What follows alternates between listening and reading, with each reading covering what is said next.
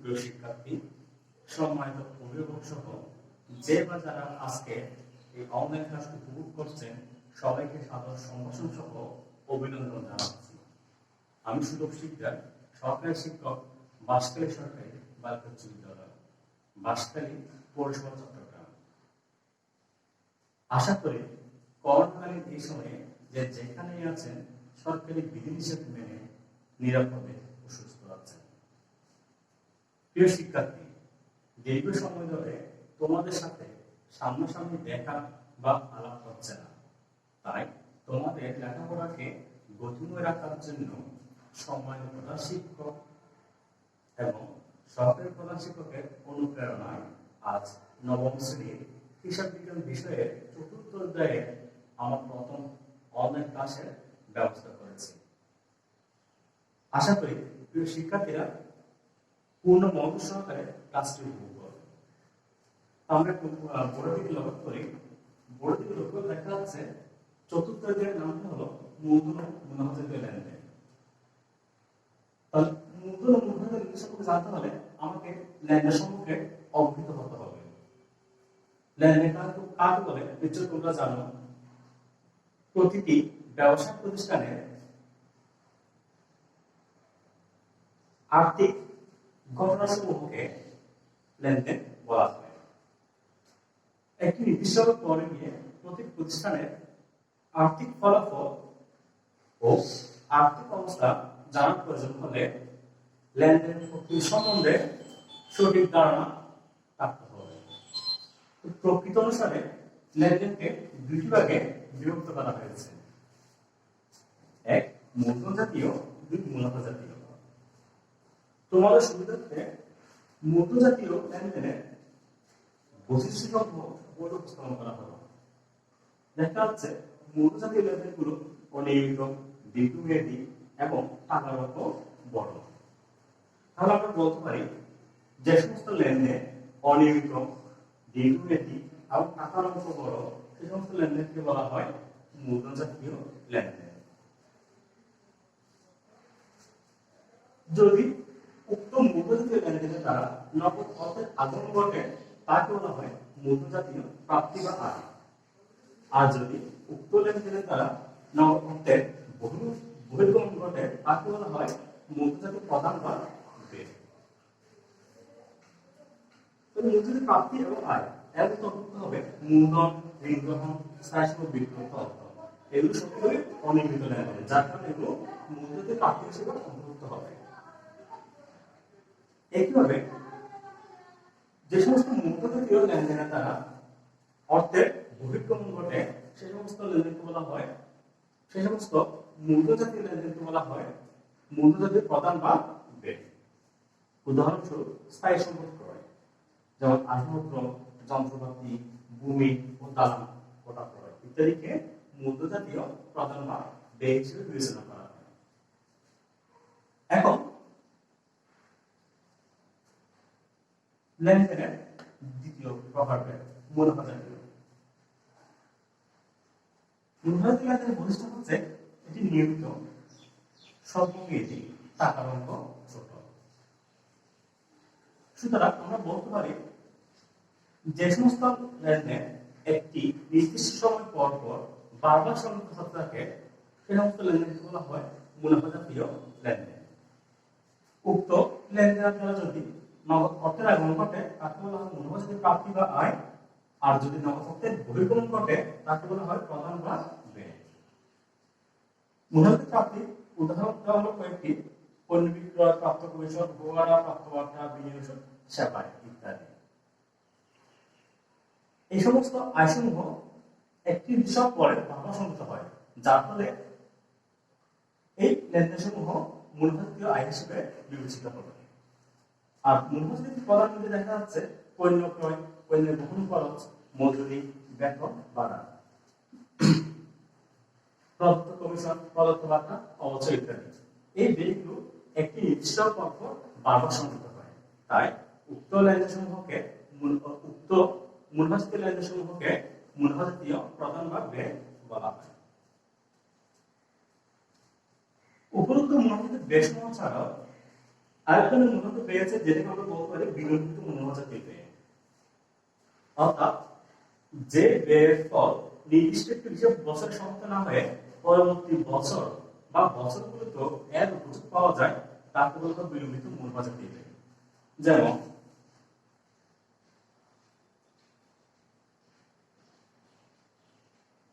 অতিরিক্ত বিজ্ঞাপন, প্রাথমিক খরচ,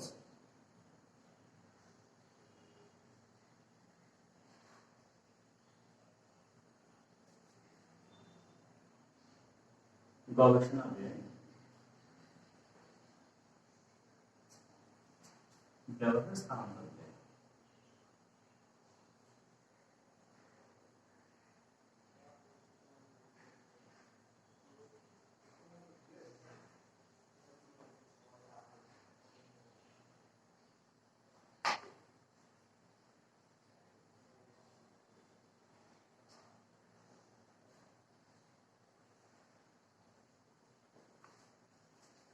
তাহলে উদাহরণস্বরূপ বলতে পারি কি কি?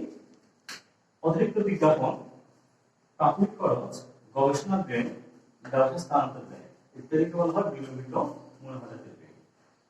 আশা করি তোমরা বিষয়গুলি বুঝতে পেরেছ। তো এখন আমরা তোমাদের পাঠ্য বইয়ের 45 পৃষ্ঠার 1 নম্বর সৃজনশীল প্রশ্নটি সমাধান করার চেষ্টা করব।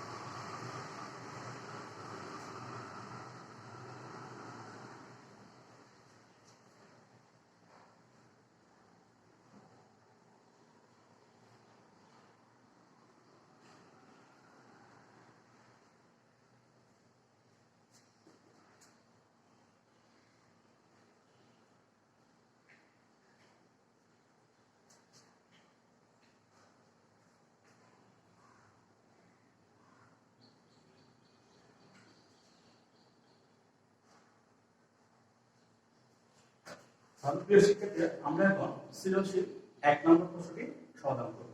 এটি সমাধান করার পূর্বে আমরা একটু প্রশ্ন সম্পর্কে একটু আলোচনা করে নিই। এখন প্রশ্ন বলা হচ্ছে 2017 সালে বোরহান এন্টারপ্রাইজ নামে ব্যবসা প্রতিষ্ঠানের লেনদেনে কিছু অঙ্ক নির্ণয় করুন।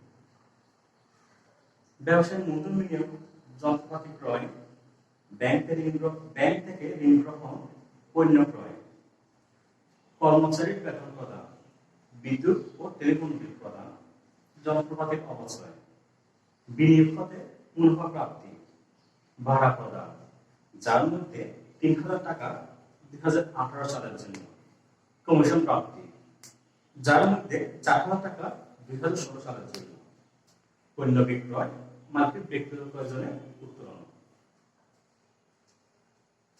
কংশে আমাদের নির্ণয় করতে হবে মূলধন জাতীয় প্রাপ্তির পরিমাণ। তাহলে আমরা চেষ্টা করি কংশের সমাধানটা করার জন্য।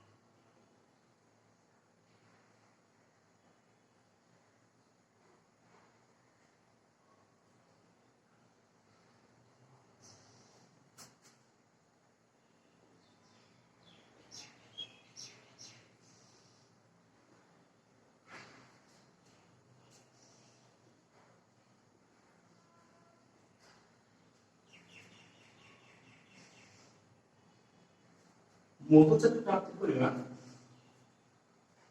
তা শুরু করার প্রাথমিক পর্যায়ে চিত্রাকার দেখানো হয়েছিল। মৌলজাতীয় প্রাপ্তি অন্তর্ভুক্ত হয় ব্যবসায়িক মূল্য আনয়ন, ব্যাংক হতে ঋণ গ্রহণ এবং স্থায়ী সম্পদ বিক্রয়। তাহলে দেখা যাচ্ছে ওই হিসেবে প্রশ্নের মধ্যে ব্যবসায়িক মূলধন বিনিয়োগ এবং ব্যাংক থেকে ঋণ গ্রহণ ও দুটি লেনদেন অন্তর্ভুক্ত আছে। তাহলে আমরা দুটিকে এখানে হিসাবভুক্ত করব। মূলধন আনয়ন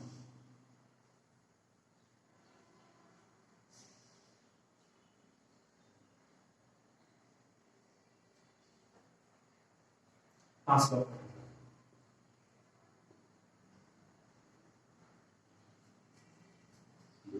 ব্যাংক হতে ঋণ গ্রহণ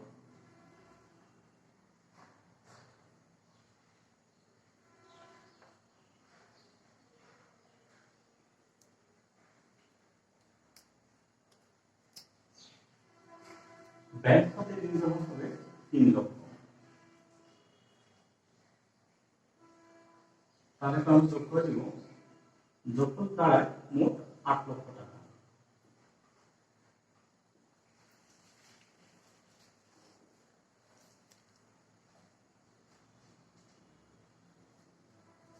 আশা করি তোমরা সবাই মৌলধন প্রাপ্তি করে নিয়ে বিষয়টা বুঝতে পেরেছ।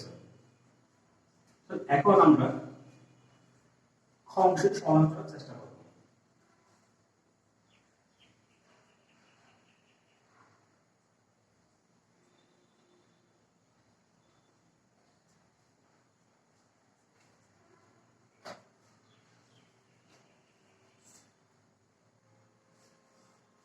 এই অংশ বলা হচ্ছে মুনাফাজাতীয় আয়, মুনাফাজাতীয় ব্যয়, মুনাফাজাতীয় প্রাপ্তি ও প্রদানের পরিমাণ নির্ণয়।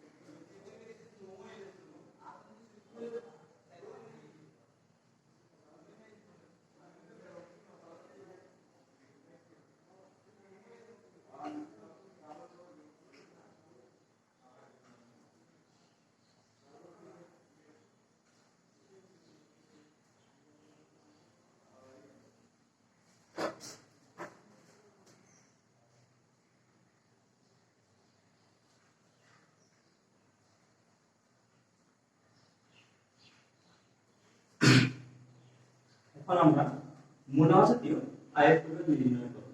মুনাফাজাতীয় আয়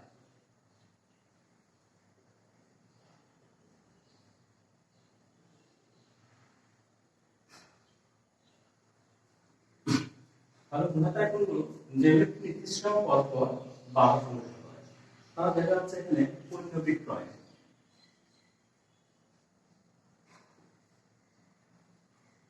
পণ্য বিক্রয় 12 হয়ে বিদায় এটি মুনাফাজাতীয় আয় 20 লক্ষ টাকা। বিনিয়োগ হতে মুনাফা প্রাপ্তি, বিনিয়োগ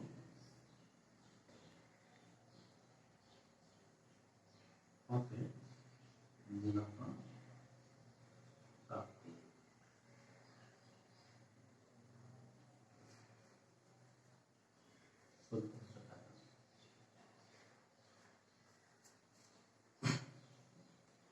কমিশন প্রাপ্তি।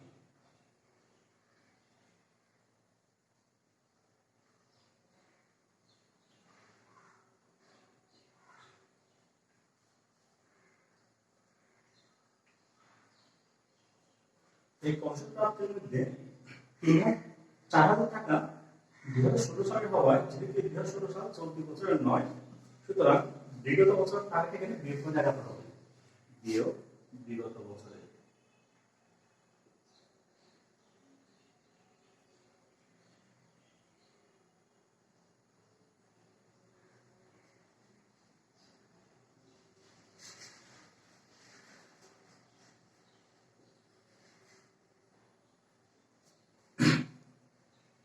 তাহলে এখন যোগফল দাঁড়াবে 20,60,000 টাকা।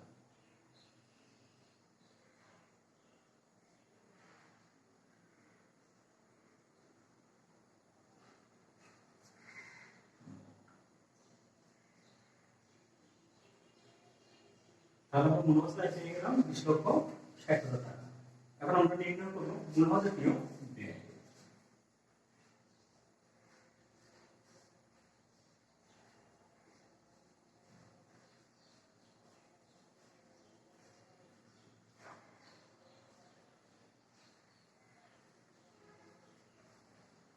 মূলবাজারে যে ব্যয়গুলো একটি নির্দিষ্ট সময়ের পর বারবার সংঘটিত হয় তাকে মূলবাজারটিও ব্যয় বলা হয়। তাহলে উত্তর হবে পণ্য ক্রয়।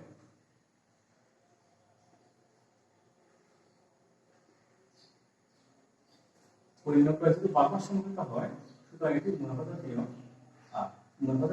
ব্যয়।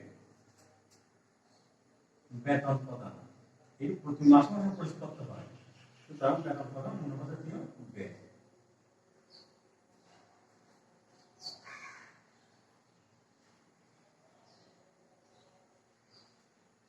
বিদ্যুৎ উৎপাদন বিল এটিও প্রতি মাসে মাসে পরিশোধ করতে হয়, সুতরাং এটিও মূলবাজারটিও ব্যয়।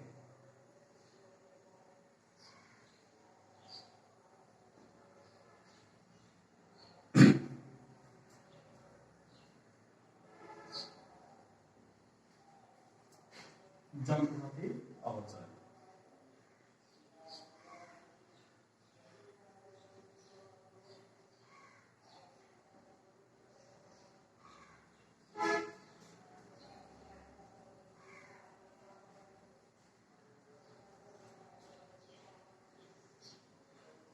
ভাড়া প্রদান।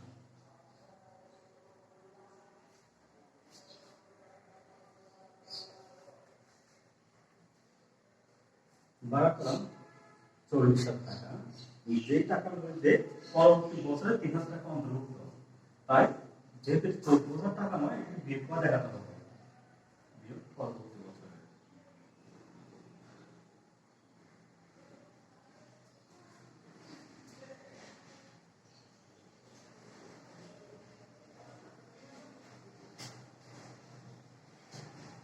তাহলে এখন আমাদের যোগ করতে হবে, যোগফল দাঁড়াবে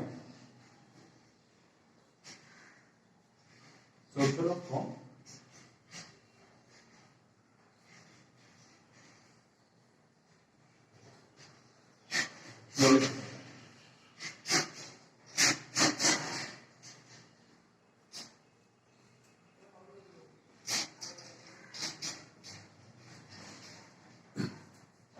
তাহলে আমরা মূলবাজারটিও বের পেয়ে গেলাম। এখন আমরা বের করতে হবে মূলবাজারের প্রাপ্তি। আশা করি তোমরা মূলবাজারটিও আয় এবং মূলবাজারের ব্যয় বুঝতে পেরেছো বিষয়টি কিভাবে নির্ণয় করা হচ্ছে এখানে।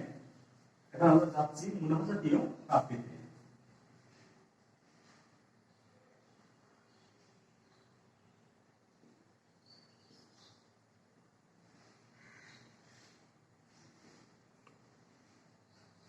মূলবাজারটির প্রাপ্তি এবং মূলবাজারটির আয় এই দুটি পার্থক্য হচ্ছে আয় করার সময় আমরা যে আয়গুলো চলতি বছর নয় ওই টাকাগুলো আমরা বিয়োগ করে দেখিয়েছিলাম, কিন্তু প্রাপ্তিতে এই বিয়োগটা হবে না, অর্থাৎ যা পেলাম তাই হচ্ছে কি প্রাপ্তি। তাহলে পরিণত 20,00,000 টাকা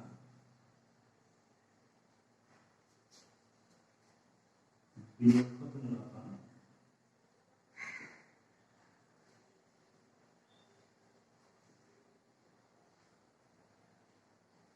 14,000 টাকা কমিশন প্রাপ্তি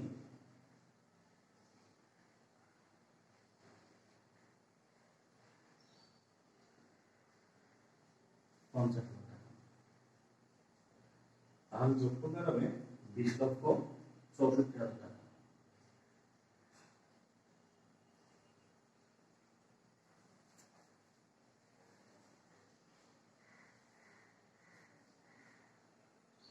আশা করি তোমরা মূলজাতীয় আয় এবং মূলজাতীয় প্রাপ্তির মধ্যে পার্থক্যটা বুঝতে পেরেছ। এখন নির্ণয় করা হবে মূলজাতীয় প্রদান।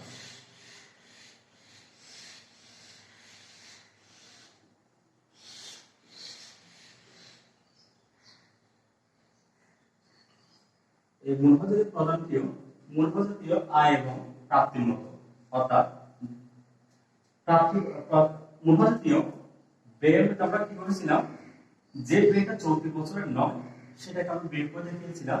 এই প্রদানের ক্ষেত্রে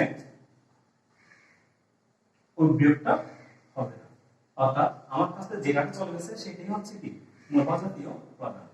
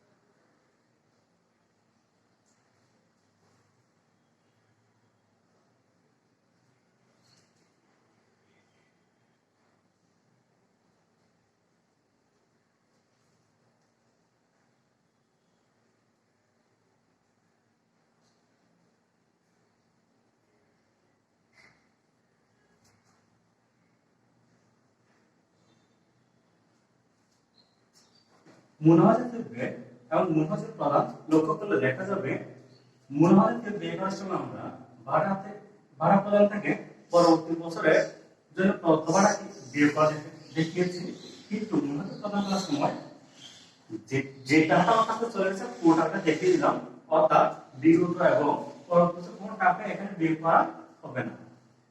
তার মানে কম শেষে শেষ।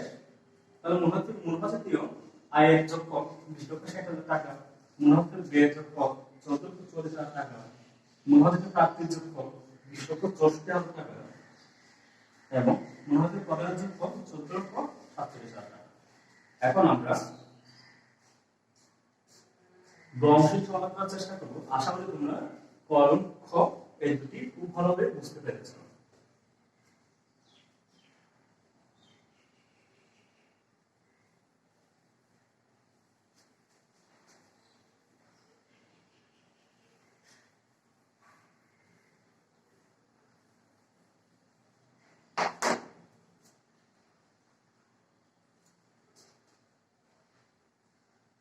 এর কত বলা হচ্ছে বছরের অন্তে মাইনাস শব্দের পরিমাণ নির্ণয়।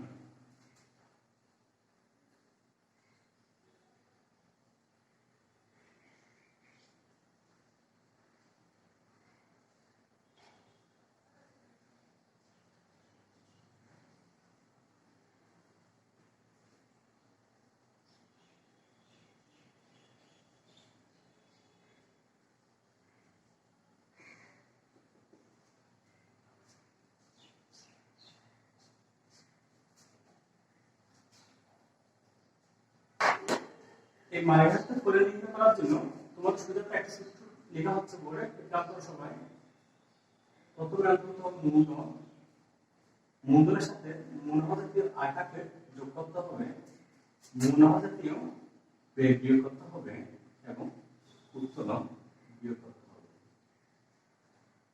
তাহলে আমরা মাইনাসটা কে নির্ণয় করব? মূলধনের সাথে মুনাফাজাতীয় আয় যোগ, মুনাফাজাতীয় ব্যয় বিয়োগ এবং উৎপাদন বিয়োগ করতে হবে।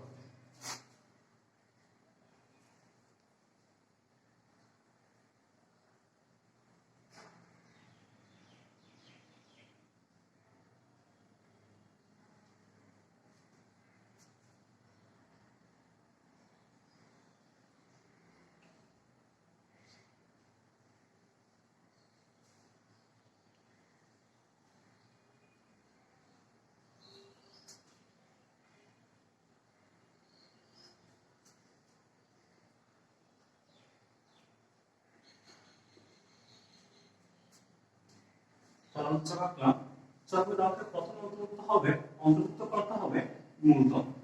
তাহলে প্রশ্ন মূলধন দেওয়া আছে 5 লক্ষ টাকা। ব্যবসায়ের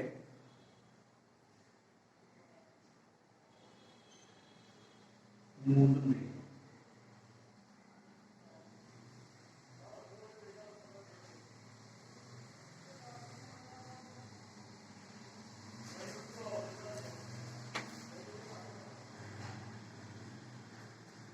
যোগ আয়। এখানে আয় বলতে মূলধনীয় আয়, যেটা আমরা অংশে নির্ণয় করেছিলাম। মূলধনীয় আয়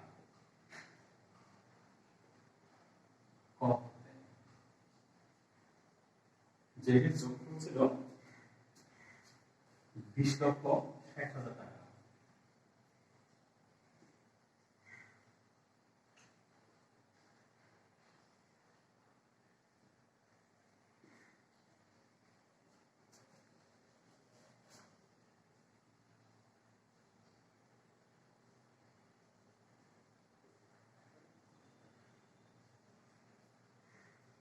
এখন মূলধনের ব্যয়, যেটা আমরা অংশে নির্ণয় করেছিলাম, তাই লেখা হচ্ছে ক হতে 14,44,000 টাকা।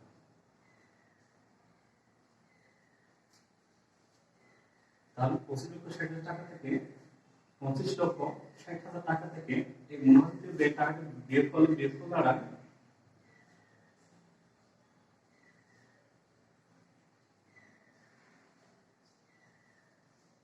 11,16,000 টাকা।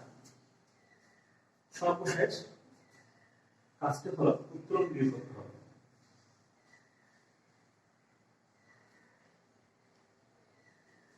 তো প্রশ্নে দেওয়া আছে মালিকের ব্যক্তিগত প্রয়োজনে উত্তোলন। মালিকের ব্যক্তিগত প্রয়োজনে উত্তোলনের পরিমাণ আছে 5,000 টাকা, যেটাকে আমরা বের করে দিলাম। তাহলে যেহেতু এখন আপনার কিছু আসবে না, আমরা বের করে লাস্ট কলামে নিয়ে যাব। বিয়োগফল দ্বারা 11,11,000 টাকা।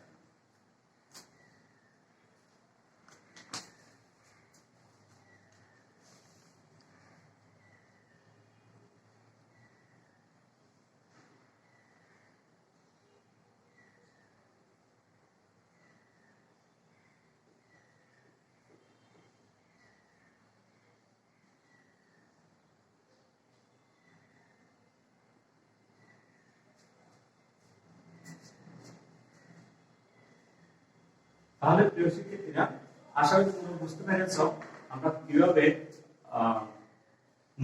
মূলধন জাতীয় প্রাপ্তির পরিমাণ নির্ণয় করলাম, কিভাবে মুনাফা জাতীয় আয়, মুনাফা জাতীয় প্রাপ্তি, মুনাফা জাতীয় ব্যয়, মুনাফা জাতীয় প্রদান এবং মালিকের সত্ত্ব নির্ণয় করলাম। তো তোমাদের জন্য একটি বাড়ি কাজ দেওয়া হচ্ছে। বাড়ি কাজটি হলো তোমাদের পাঠ্য বইয়ে 2 নং সৃজনশীল।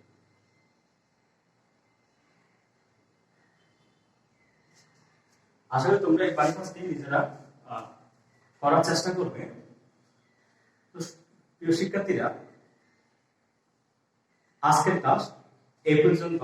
তোমরা অবশ্যই ক্লাস সম্পর্কে যা জানার আছে তা কমেন্টে জানাবে। সবাই সুস্থ থাকবেন এবং নিরাপদে থাকবেন। ধন্যবাদ সবাইকে।